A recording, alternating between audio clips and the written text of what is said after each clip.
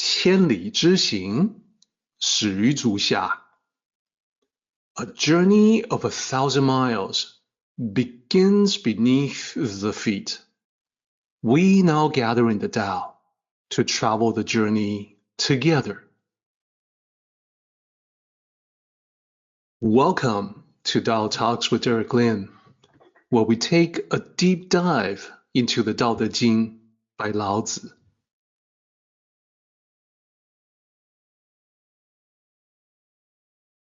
I would like to extend a warm welcome to you. Thank you for joining us. I would like to invite you to center your thoughts and direct your attention to this moment in time, to the here and now, to be fully present and mindfully aware as we all ready ourselves for the sacred process in the Tao with one another. So now, without further ado, let us continue with Tao Te Ching 29, The Natural.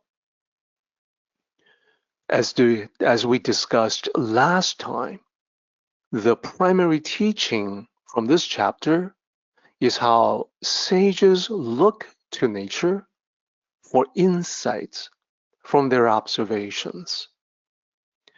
This is the exact process they follow to look at nature, learn its wisdom, and apply that to figure out how they should live their lives.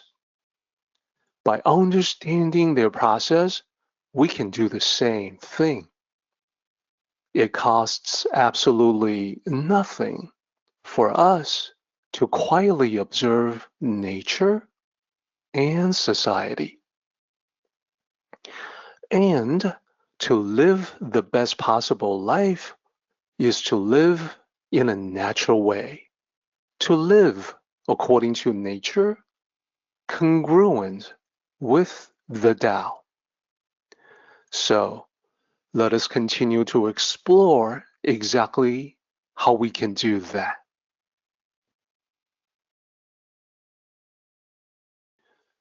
Here is Tao Te Ching 29. As we looked at last time, it contains 15 lines, which we were able to analyze and divide into 3 sections. Here is the result of our sectional analysis.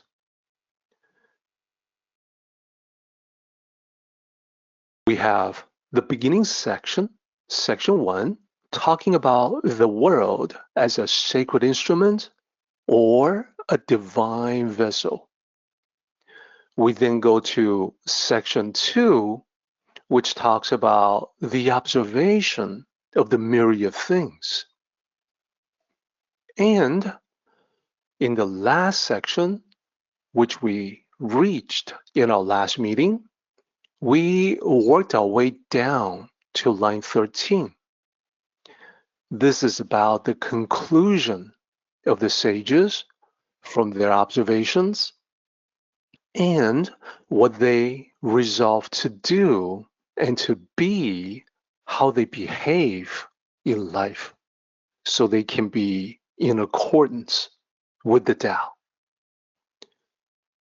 So we will continue from line 13, following a quick recap of what we had discussed to get everyone caught up.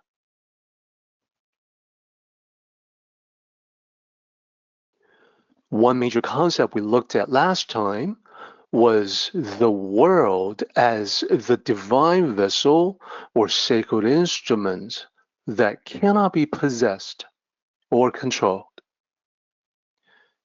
We talked about the multiple layers of meaning embedded in this term, the world. All that is below heaven.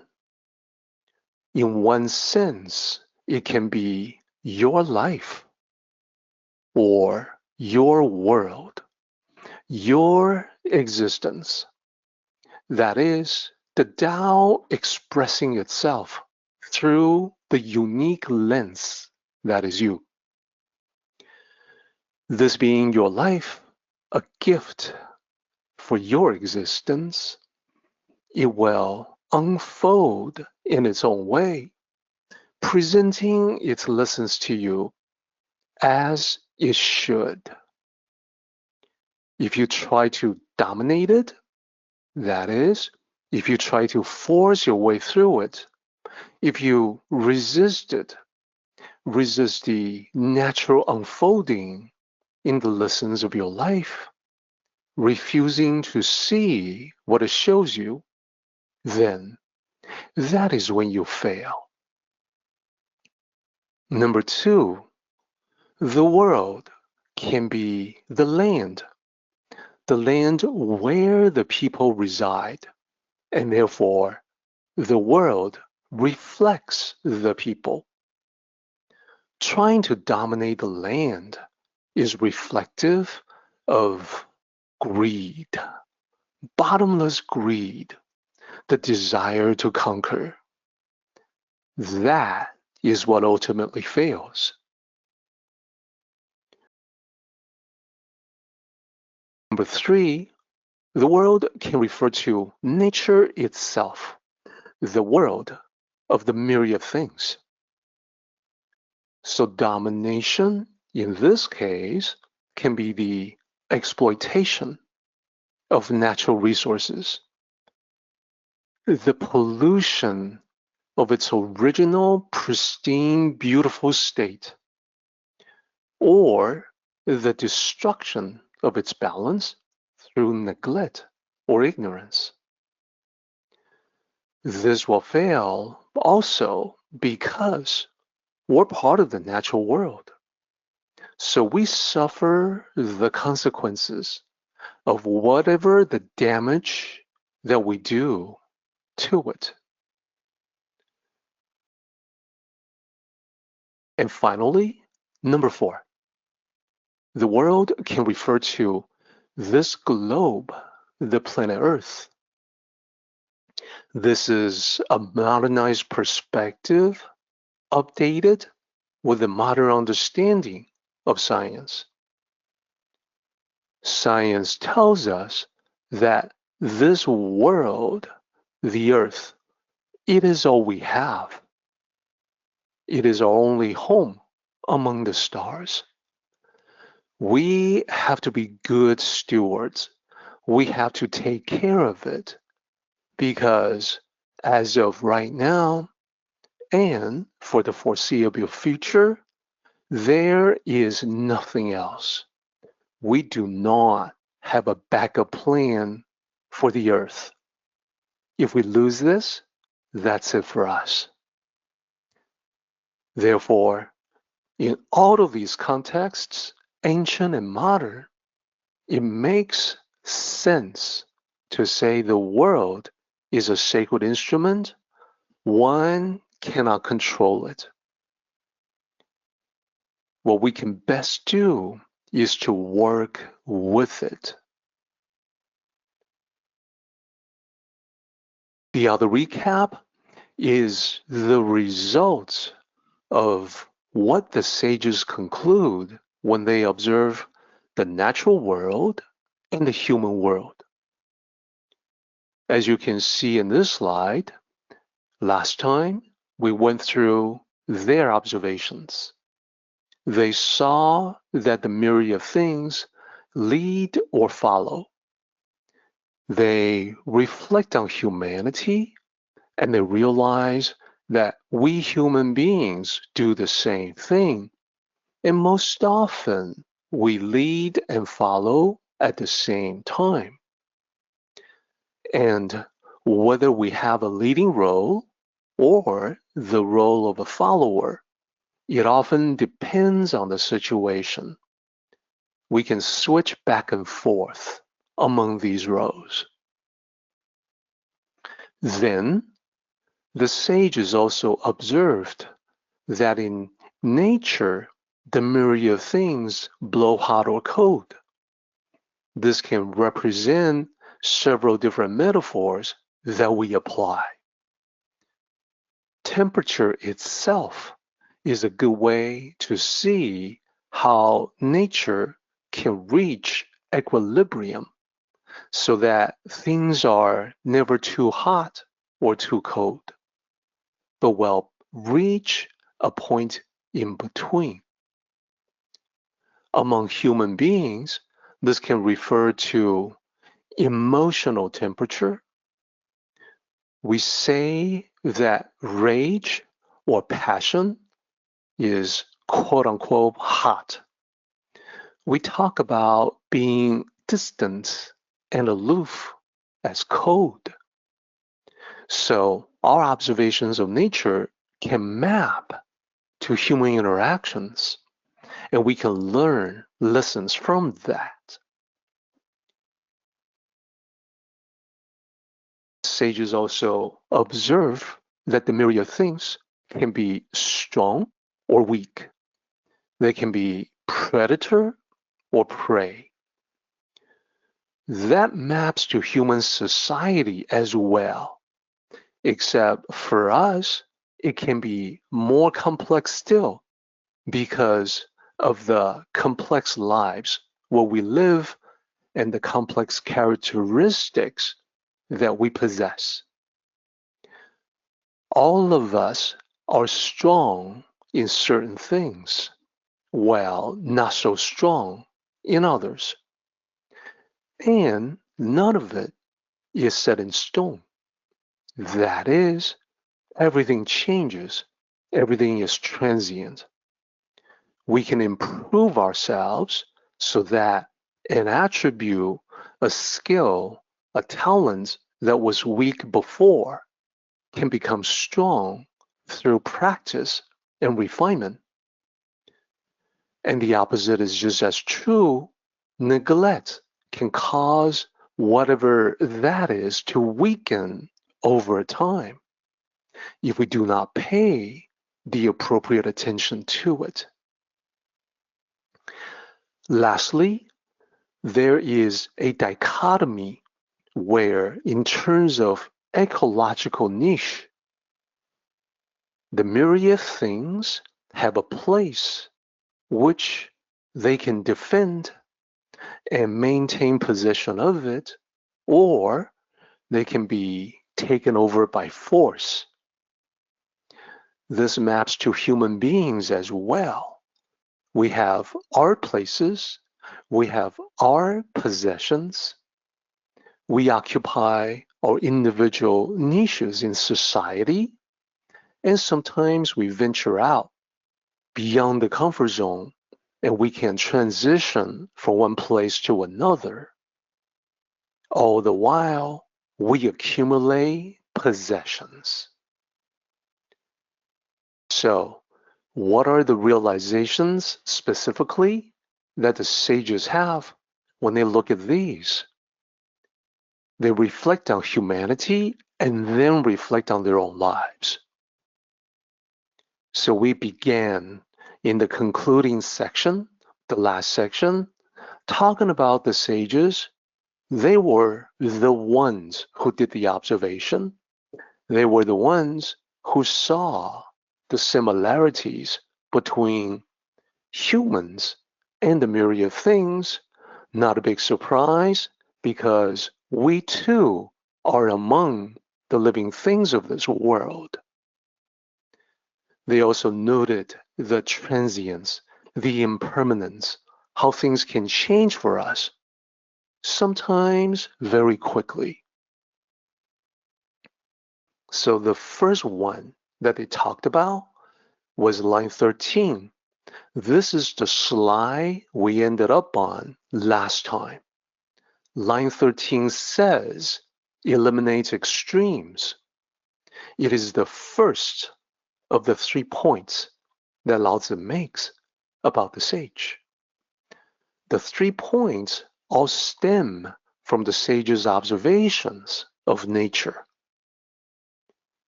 So they realized that the myriad things lead or follow, human beings do the same.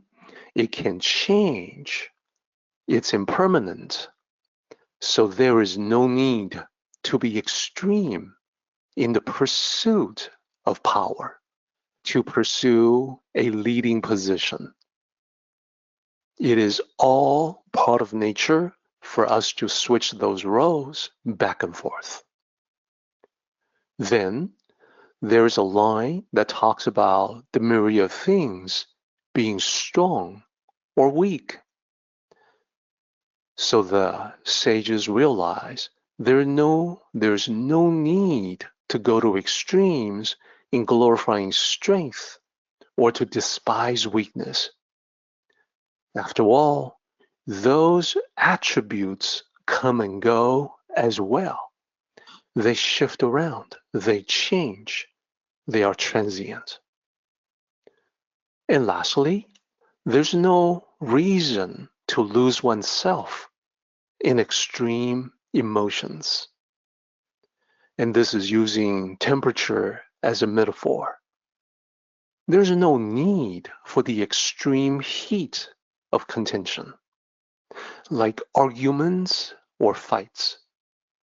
No need to get all worked up, hot under the collar. There's also no need to be blue, to be depressed, to be suicidal. No need to be down in the dumps to that extreme. Why not? Because things will change. Nothing stays the same.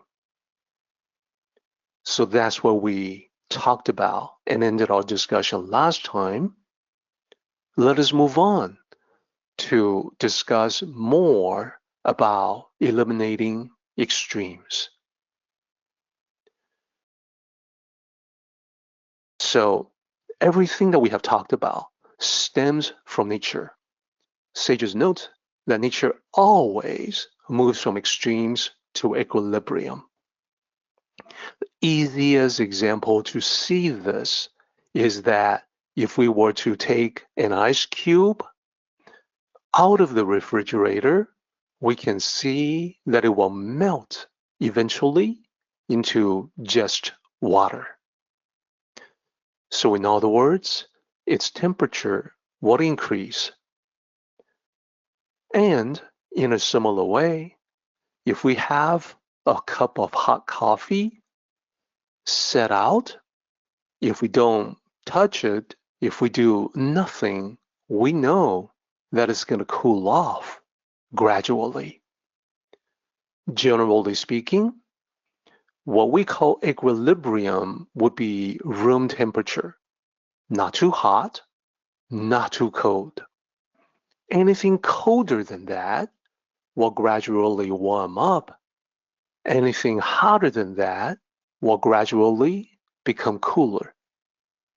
It's easy to visualize with a temperature gauge like this. Somewhere around the middle is the equilibrium. And as we talked about, ice cubes start out being cold, but will move toward that equilibrium where just a puddle of water. And from the other direction, there's the hot coffee or hot tea, if you prefer, starting out piping hot, but eventually cooling down. This is why Lao Tzu writes about the myriad of things blowing hot and cold. And the example we talked about previously was that when your hands are freezing, you use your warm breath to relieve the cold. You blow on it, try to warm them up. And when something is too hot, coffee or tea, perhaps hot soup, you blow air on it to cool it down. We all have that experience. It's just the way of nature. So continuing on, let's look at the next line, line 14. Line 14 says, eliminate excess. So excess means exactly what it should. Excess is having too much. And having too much is a form of being extreme. Extreme is either too much or too little. Here, the focus is on the too much side. This is actually a focus of Lao Tzu as well. For instance, in a later chapter, Dao De Jing 77, Lao Tzu says the following: the Tao of heaven reduces the excessive and adds to the lacking. This is another way, an ancient way, to rephrase what we have talked about. The Tao of heaven is synonymous with nature. Reducing the excessive is reducing that which is too much, like too hot or too cold. As to the lacking, as to that which is insufficient, like not warm enough or not cool enough. Either way, it's all about the equilibrium. So why is there a special focus on the too much side of the extremes? Because it happens to be important for humanity. In nature, the myriad things take what they need. They follow the Tao of heaven. Now, in the previous slide, we looked at chapter 77, talking about the Tao of heaven. What it also says, Lao Tzu also in the same chapter 77 talks about how people are often contrary to the Tao of heaven. Rather than to reduce that which is too much, we add to it. Rather than to add to what is insufficient, we take away. So we can also see how people accumulate. Unlike the myriad things who take only what they need, in society, we see how many people go far beyond what they need, far beyond what is enough to excess. That is, they accumulate far more than they can use. So all of these observations inform the sages, inform their realization that first, there's no need to be excessive in acquiring endless possessions. It's an unnatural desire that human beings have to take more than they can possibly use. In nature, we can see how the balance is always achieved. Not just the animals taking what they need, but we also note that in terms of ecology, when there are too many animals that can be supported by that local ecology, the animals reduce in number until the natural balance is restored. And people, contrary to nature, tend to add something that is already too much. For instance, jump on the bandwagon, support the team that is already too popular, that is already the most popular, or add to the fandom of celebrities. We also take away from something that is already lacking. All of this together is the reason why people say in society, the rich get richer and the poor get poorer. This is contrary to the wisdom of the Tao, the wisdom in moderation, the balanced approach.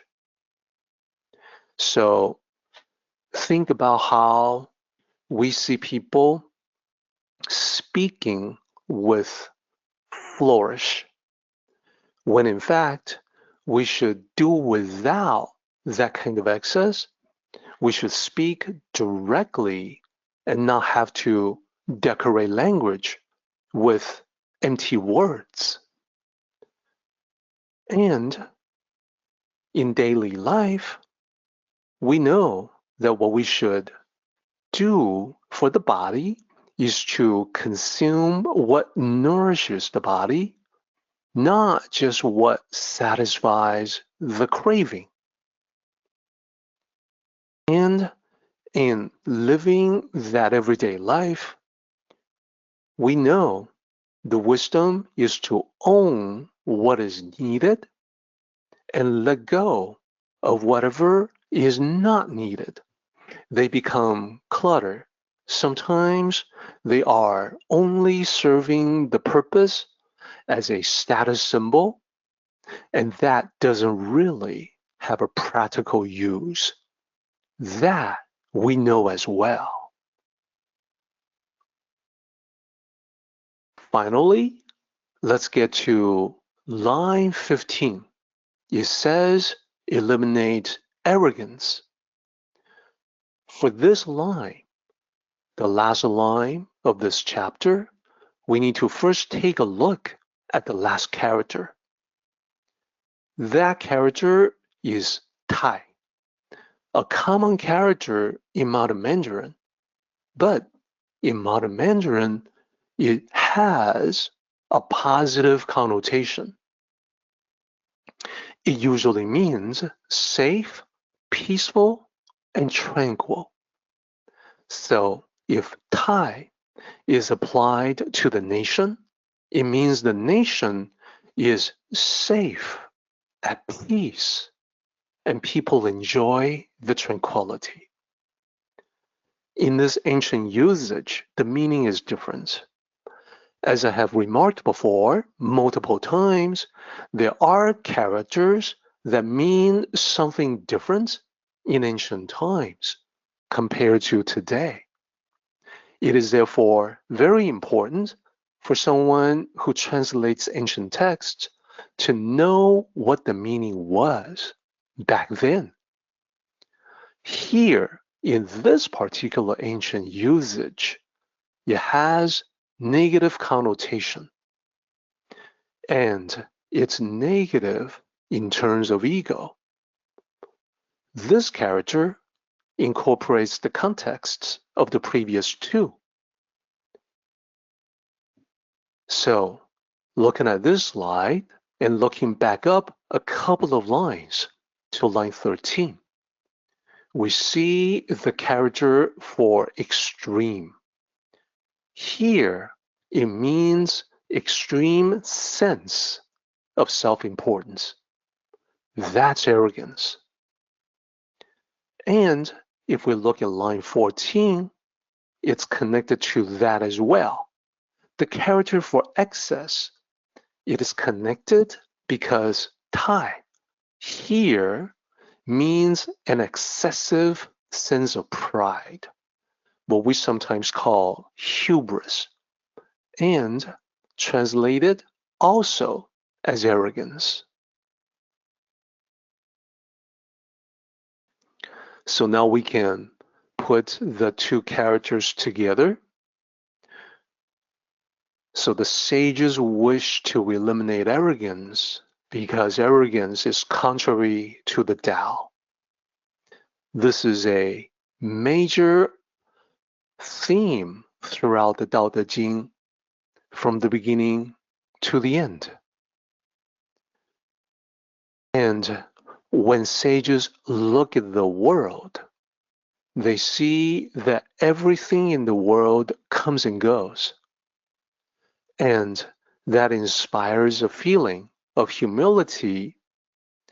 There's no need to be arrogant, the world being transient, so If you find yourself in a leading position, that is transient. If you happen to be stronger than someone else at something, that is also transient. Therefore, there's no reason to be arrogant.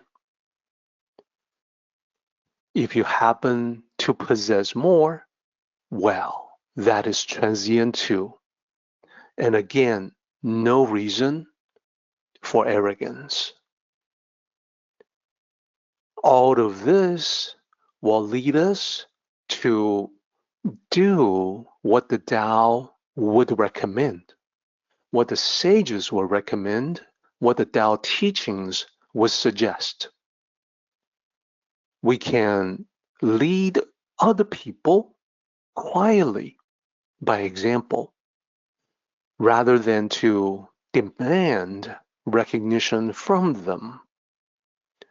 We can stay modest after accomplishing some achievement because we know that good luck, that good fortune can change in an instant. And we can know the wisdom of yielding instead of always insisting on being right, always try to dominate a discussion. We can listen more than we talk. Always a good idea in the Tao. There is no need to win every debate. Debate victories are perhaps the most transient of all. We can provide guidance to other people without condescending to them or a feeling of self-importance. So these are the three things that the sage wish to do, to be, to behave in living their lives. We can bring this concept into an illustration, completes the picture, linking the three lines of the chapter together, as well as how they are sourced in observations.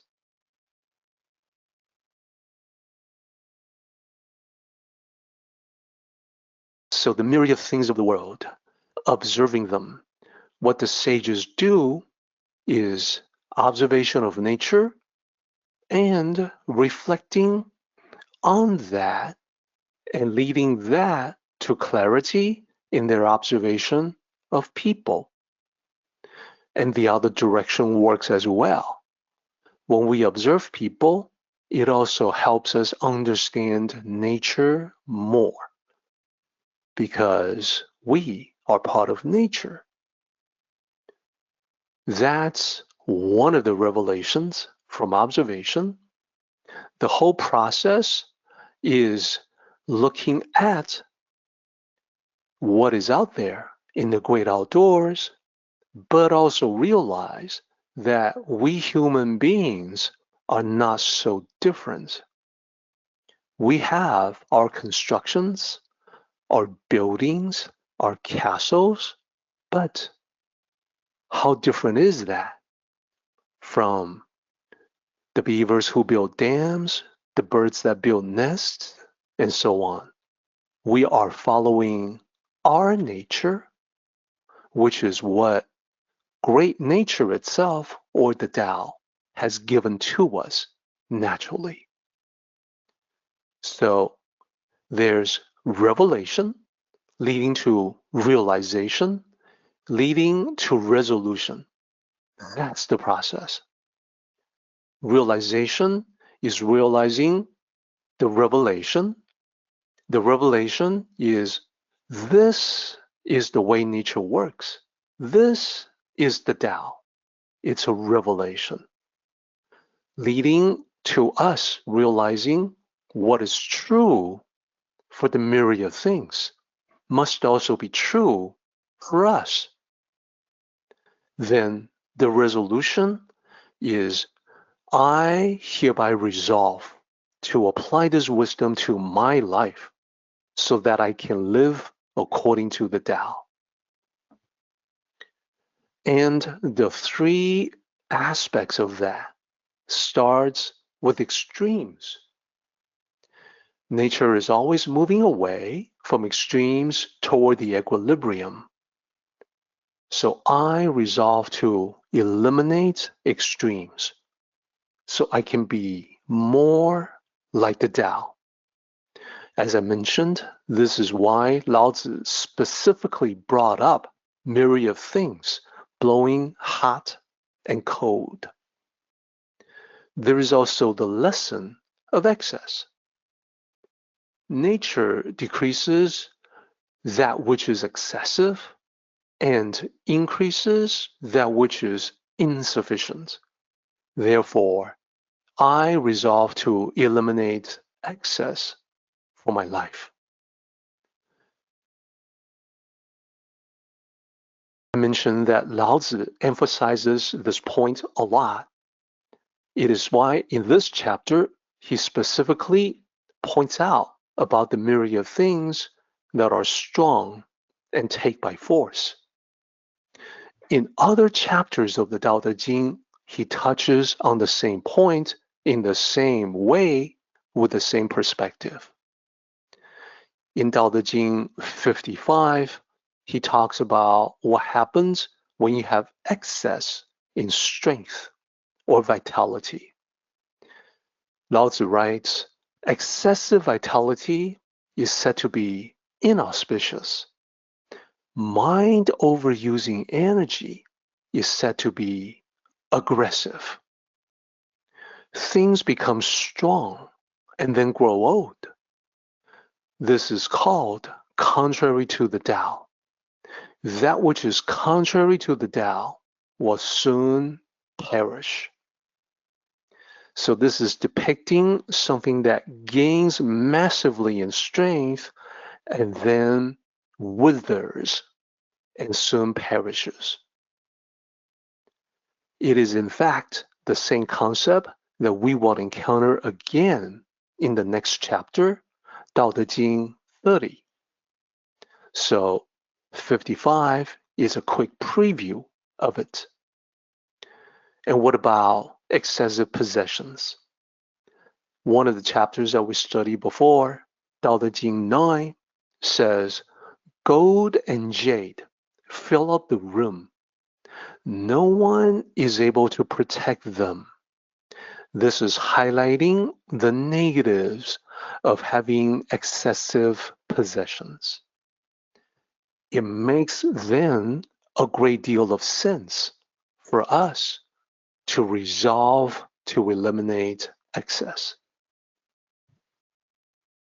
Lastly, Lao Tzu brought these concepts together: extreme sense of self-importance, excessive pride, and talks about arrogance.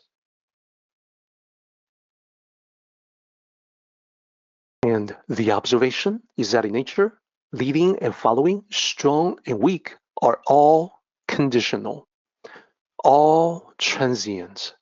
They all change. And nowhere is that more true than for us human beings.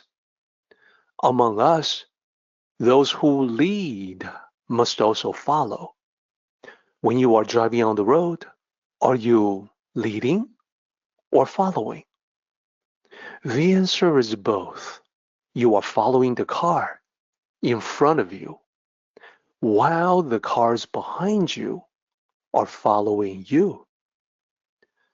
Among us, those who are strong are also weak, and that's only because no one is strong at everything. No one is strong at all times. In the same way, no one can always lead, just like no one can always be strong. Leading position and strength are impermanent, are in flux, and therefore not a reason to be arrogant. We can look at all of these lessons from nature from a different perspective, and by seeing it this way, it makes it easy to see the connections. When the sage quietly observes nature, is in communion with nature, he gains insights. We talked about eliminating extremes. Everything is impermanent, always changing, so why be extreme in seeking power, in seeking visibility? Anything we gain in that respect will be temporary at best. Why be extreme in our emotions? Why be extreme in interactions externally? Why should we have depressing lows or exhilarating highs? They get exhausting after a while. They throw life out of balance. Why be extreme in pursuing strength? We all complement each other. We all bring our individual, unique strengths to the table.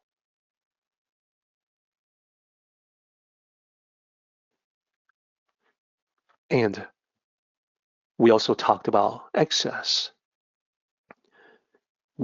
Excess, being excessive, can also refer to being wasteful, recklessly extravagant, and to discard valuable resources senselessly. This is the realization, observing nature and observing human beings, that material success comes and goes.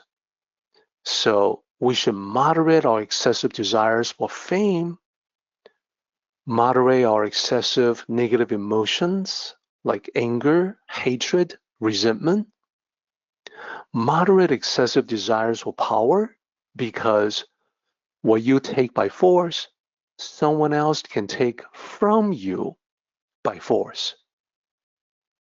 This is what sages eliminate in themselves due to it being contrary to the Tao.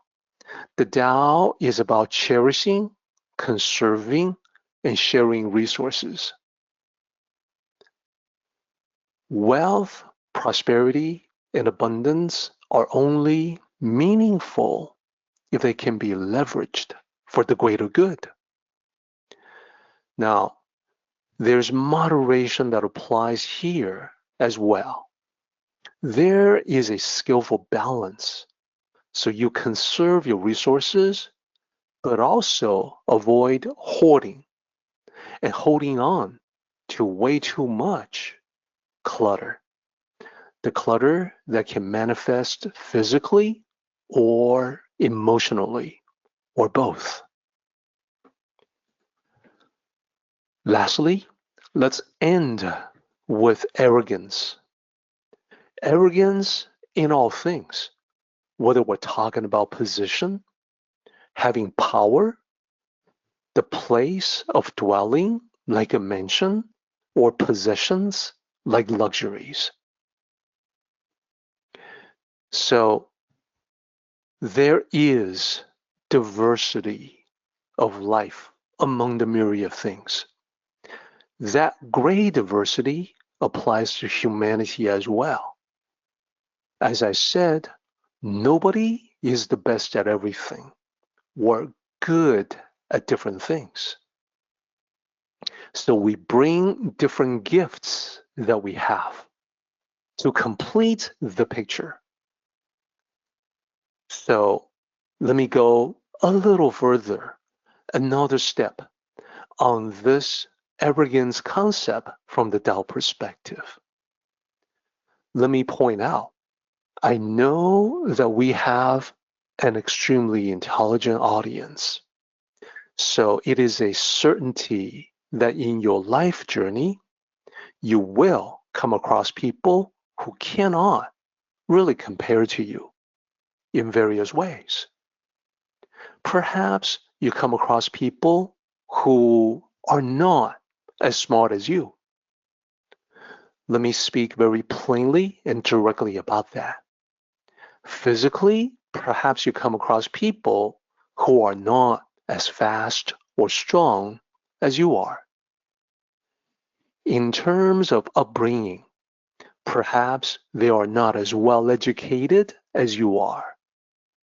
As a person, perhaps you come across people who are not as knowledgeable, as skillful, as proficient as you.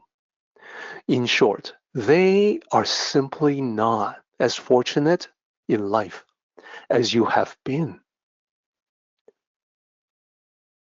From the Tao perspective, from the clarity of the Tao, sages realized that these blessings that were given to you, well, you had nothing to do with starting life with more good things than others. Good things like intelligence, talents, looks, and so on.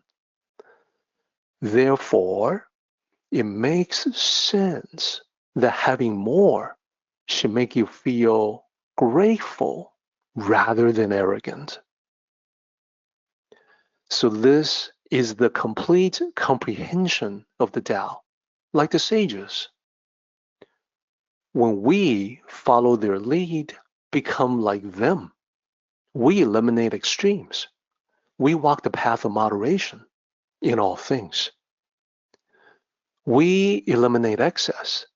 We live lives in happy contentment and comfort. We eliminate arrogance. We live in humble gratitude. This will make us completely unlike, indeed opposite to those who try to dominate the world, who try to take the world and control it. Those are the people who ultimately fail, which is what Lao Tzu says at the beginning of this chapter. When we completely comprehend the Tao, this lesson, we naturally feel no need in trying to take anything by force or attempt to control anything.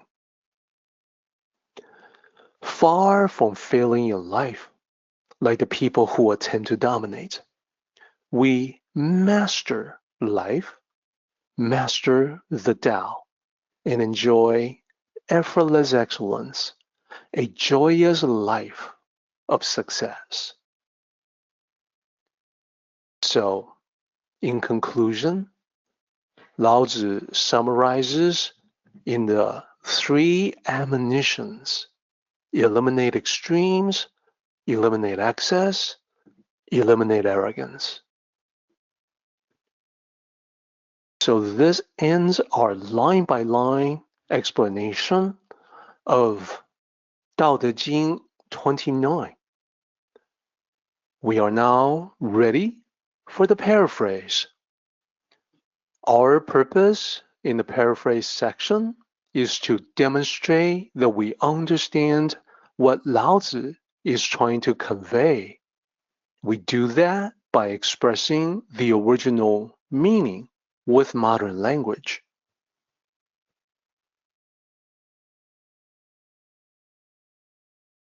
In section 1, we have the section about the world being a sacred instrument, cannot be controlled, cannot be possessed, cannot be dominated. So here is the paraphrase I would like to offer for the first section. Throughout history, there have been many who attempted to dominate the world in order to control it. All have failed. This is to be expected because the world is a divine vessel not meant to be controlled by anyone. Those who meddle with it will fail, and those who grasp at it will lose. This also applies to nature itself. Anyone who tries to exploit it or manipulate it will also end up with failure and loss, and probably cause a lot of damage in the process.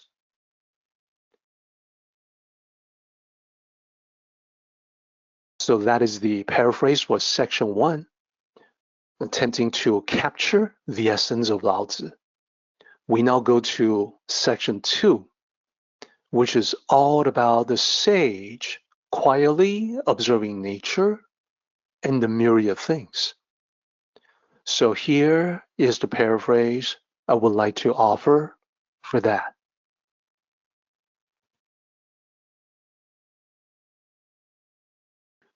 The world contains myriad living things, all existing in balance with one another. They play different roles and have different characteristics. For instance, the prey runs away while the predator gives chase. Some possess great strength, while others rely on speed or stealth, and so on.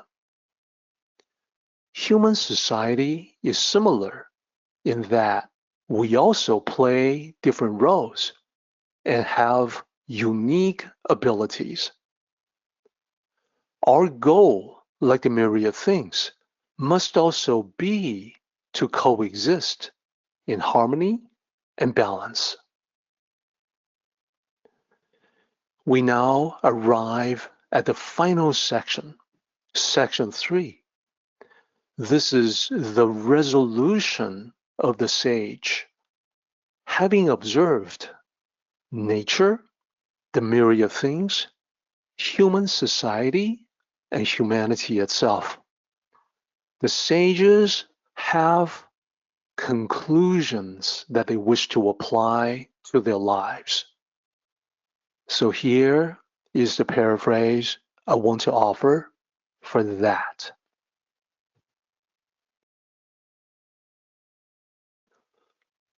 Thus, the sages practice moderation as they cultivate the Tao. They eliminate extremes in doing too much, wasting too much, or thinking too much of themselves. Such extremes lead to the desire to dominate and control, which in turn leads to failure and loss. They live harmoniously within the world, the sacred vessel, as they continue down their own sacred journey.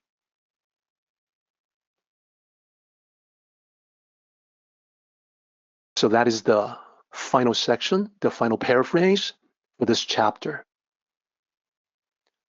We now go to the last segment for this chapter, which is the full circle.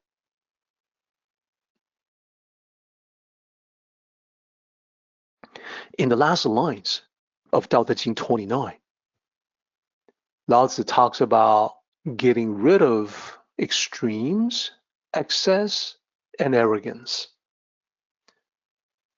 So one thing to note is that Lao Tzu does not talk about eliminating desires, but all of these concepts would apply.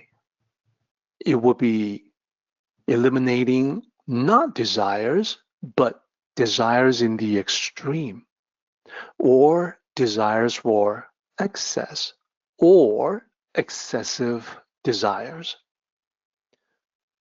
Desires on the whole are part of nature and therefore is to be moderated. So The last part, we link back to the first part. We link back to the beginning and we see the lines about those who wish to take and control the world, they will fail.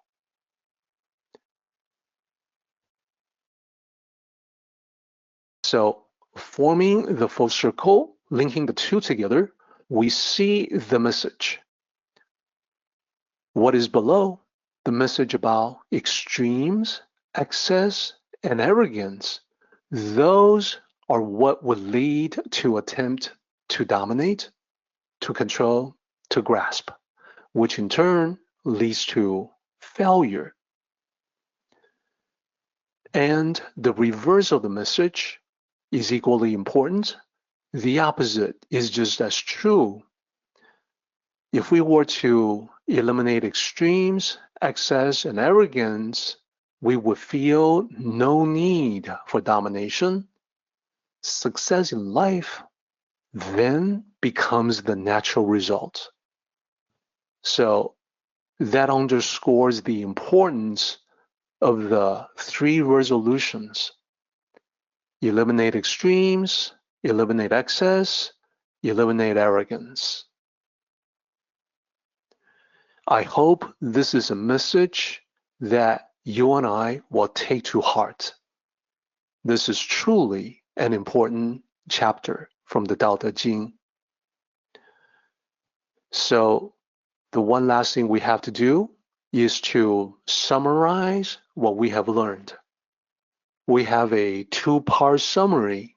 Part one for the beginning of this chapter, talking about the world as the sacred instrument or the sacred vessel.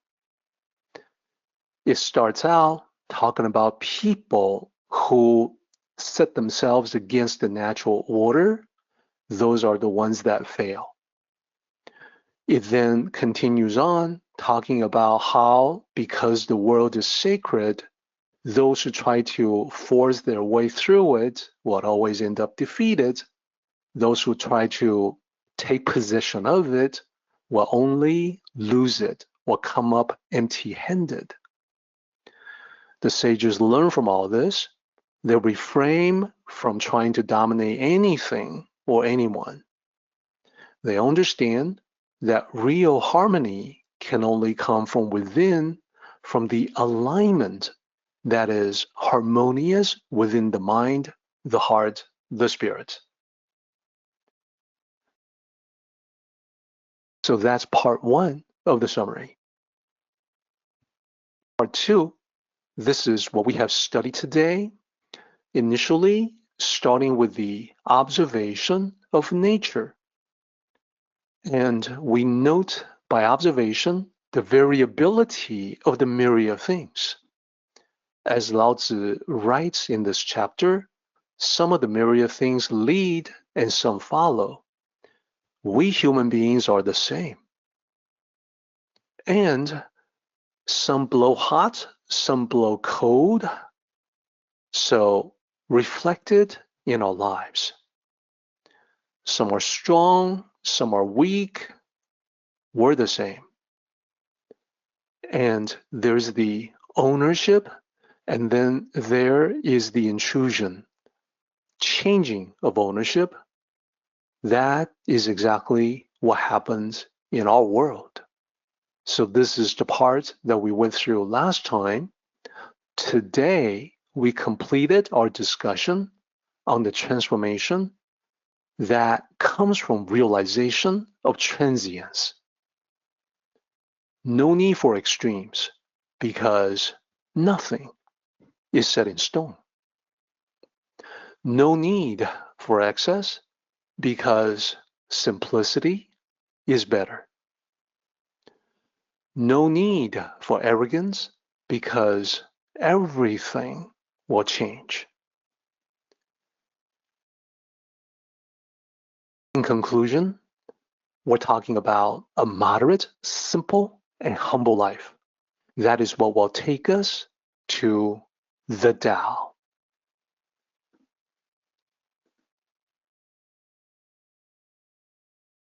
Share the Tao. For easy access to Tao resources, visit my website, dereklin.com.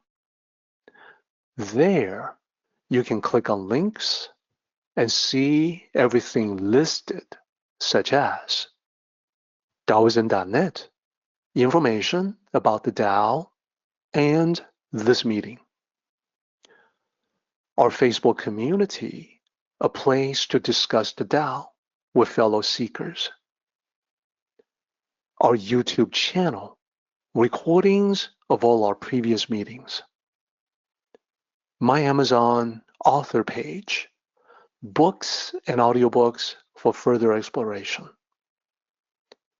You can go directly to this page at dereklin.com/links.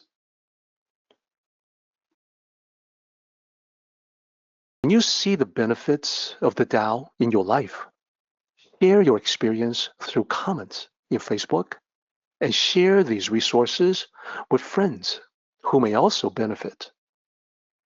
If you find my books or audiobooks helpful, please post your reviews on Amazon to guide others to the Tao. If you have connections to prisoners interested in the Tao, contact me through Derek Lin Books on Facebook, and I will send my books to them free of charge. This is the path that I am on, so I can say sharing the Tao has transformed my life in incredible ways. I would like to invite you to come along. Let us travel together on the path in the journey of life.